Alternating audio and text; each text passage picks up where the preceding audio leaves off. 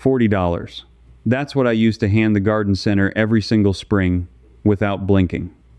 A box of tomato feed. A bag of all-purpose granules. A little bottle of something blue that promised me a harvest. Picture it, early June.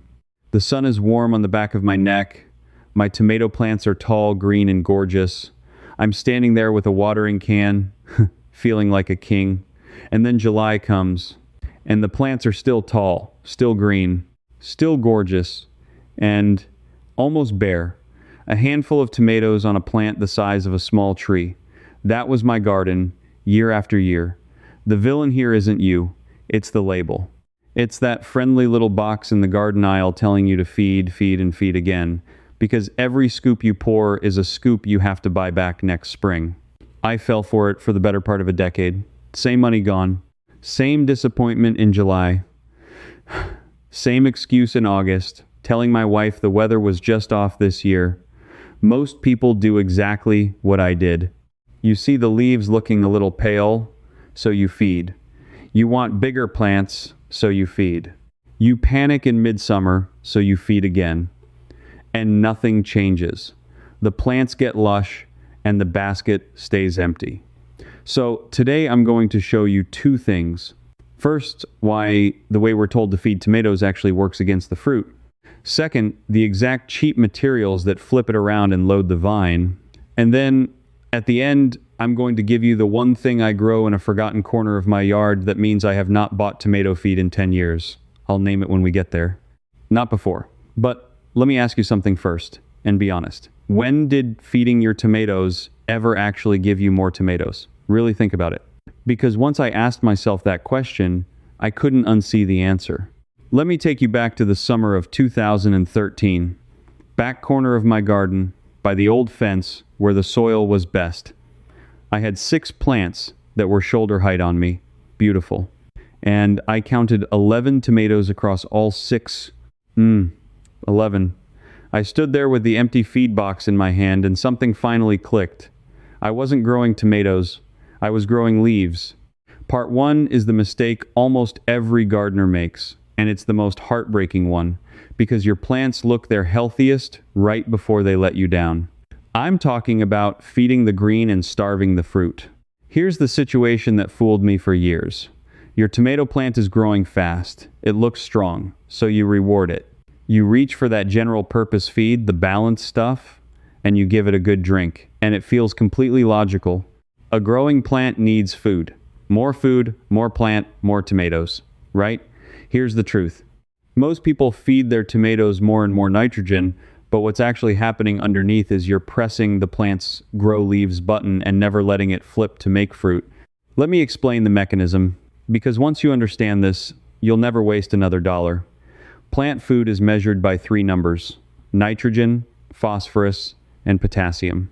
Nitrogen is the leaf builder. It drives that lush green growth up top.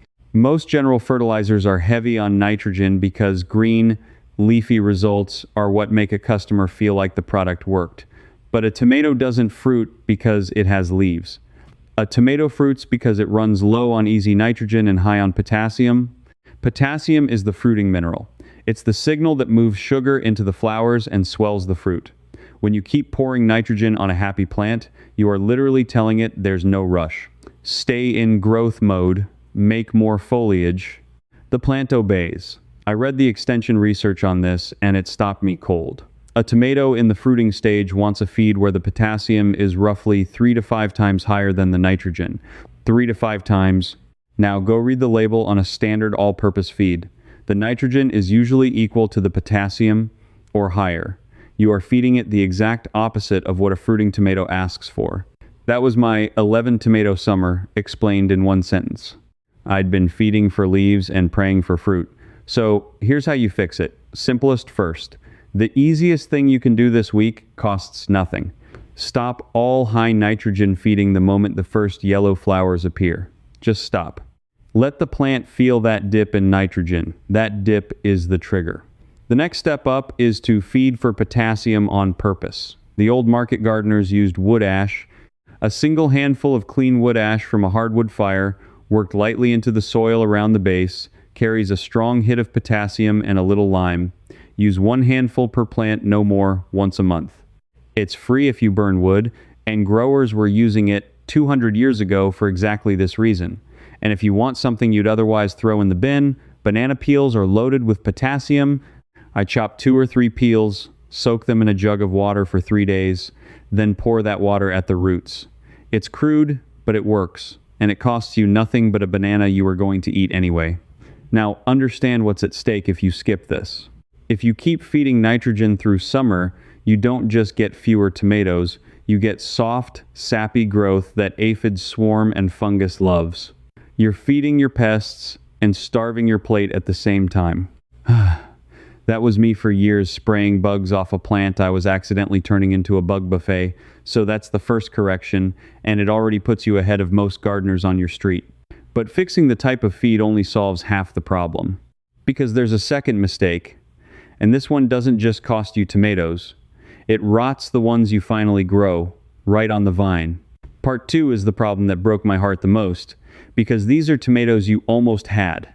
I'm talking about the ones that swell up beautifully and then turn black and sunken on the bottom. If you've grown tomatoes, you've seen it. That ugly leathery patch on the base of the fruit, here's the thesis, plain and simple. That rot is almost never a disease, and you cannot spray it away. It's a plumbing failure inside your plant. For years I thought it was a fungus. I bought sprays. I threw away buckets of ruined fruit. I was furious. The universal mistake here is treating it like an infection when it's actually a delivery problem. The black bottom, the one growers call blossom end rot, is a calcium shortage in the fruit. But here's the twist that nobody in the garden aisle ever told me. Most people assume that black bottom means there's no calcium in their soil, but what's actually happening is the calcium is right there in the ground and the plant simply can't move it to the fruit in time. Calcium travels through the plant on water. It rides the water stream from the roots up to the fruit. When your watering is uneven, dry for days, then flooded, the water stream stutters, and the calcium never reaches the far end of the fruit. The tip starves and collapses. It has almost nothing to do with how much calcium is in the bag you bought. It has everything to do with steady water. Before I show you the exact fixes for that black, sunken rot, let me stop for one honest minute, because everything I've walked you through so far lives inside one place. Think about what you're really fighting here. You've been standing in that garden aisle, guessing which box to trust, feeding the wrong number, watching that black bottom crawl up the fruit you waited all summer for. That guessing game is exactly what I put an end to when I built the Complete Amish Yard Field Edition. It hands you the homemade fertilizer protocol, the one that feeds the soil instead of a bag, so you make your own feed from what you already have. It shows you how to know your soil before you touch a single seed, so you stop treating a water problem like a disease. And it gives you the natural framework that actually works on real yards, with no synthetic inputs and no contractor fees. So this is the last spring you ever hand your money to that garden center. Here's a test you can run for free tonight. Walk out to your tomatoes, push a finger 2 inches into the soil at the base, and feel whether it's bone dry or evenly damp. That one check tells you why your fruit is rotting, and it proves the whole point of this book before you spend a thing. The fastest way to get the books is to scan the QR code right there on your screen, or go to the link in the description or the pinned comment. And there's no rush of a deadline here, just the plain truth that every day you feed for leaves is a day you lose fruit that's already trying to set. Now let me hand you the 3 fixes for that black bottom, and the cheapest one is the one that changed everything for me. So let me give you the fixes, cheapest and most important first. Method 1 is mulch, and it's the one that changed everything for me. A layer of mulch, 2 to 3 inches thick, around your tomatoes, straw, shredded leaves, grass clippings, whatever you have, keeps the soil moisture even. It stops the ground from baking dry at noon and drowning after a storm. That steady moisture is what carries calcium to the fruit. 2 inches of free mulch saved me more tomatoes than any product I ever bought. Method 2 is watering with rhythm instead of panic. A tomato plant in summer wants deep water at the roots, about 1 to 2 inches a week, delivered in a couple of soakings rather than a daily splash. Deep and regular. I water the same 2 mornings every week, and I don't guess. Stick a finger 2 inches into the soil. If it's dry at your fingertip, water. If it's damp, wait. That single habit ended blossom and rot in my garden for good. Method 3. If your soil genuinely is low on calcium, is crushed, eggshells and a natural mineral called gypsum worked into the bed before planting. Save your eggshells all winter, crush them fine, and dig a small handful into each planting hole in spring. Gypsum adds calcium without changing how sour or sweet your soil is, which lime would. But I want to be very clear. Do the water and the mulch first. 9 times out of 10, that's the whole fix, and it's free. Now, if this is already saving you money and heartbreak, do me one small favor and hit that subscribe button. This channel exists to hand you the mechanism behind the garden, the why that the garden aisle will never print on a box. That's it. That's the whole ask. Now, let me give you the part I promised at the start, the reason I built this whole video. Part 3, prevention. This is the thing I grow in that forgotten back corner, the thing that means I've not spent a single dollar on tomato feed in 10 years. It's a plant called comfrey.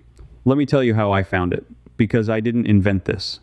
I stumbled onto an old gardening record from the 1950s from a man who spent his life testing plants for self-reliant growers.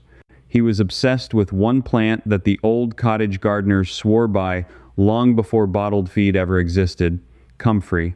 And not just any comfrey. A specific strain he developed and named Bocking 14. Here's why it works, and it's beautiful. Comfrey sends a taproot straight down, 8 to 10 feet deep, far below where your tomatoes can reach. Down there it mines minerals out of the subsoil that have been washed beyond the reach of ordinary plants. It pulls up potassium, that exact fruiting mineral your tomatoes are begging for, and packs it into its leaves. Comfrey leaves carry a potassium level that rivals store-bought tomato feed, with a natural balance where the potassium runs far higher than the nitrogen. It is, quite literally, a tomato feed factory that grows itself for free. Here's how you use it. You plant comfrey once, in a corner you don't mind giving up, because it comes back every year on its own and it spreads. You cut the leaves down 4 or 5 times a season. Then you make what I make. I stuff a bucket full of comfrey leaves, weigh them down, cover it, and leave it 3 to 4 weeks. The leaves rot down into a thick, dark liquid. That liquid is strong, so I dilute it, about 1 part comfrey to 10 parts water, until it looks like weak tea. Then I water it into my tomatoes once a week from the first flower onward. That's it. That's the secret feed.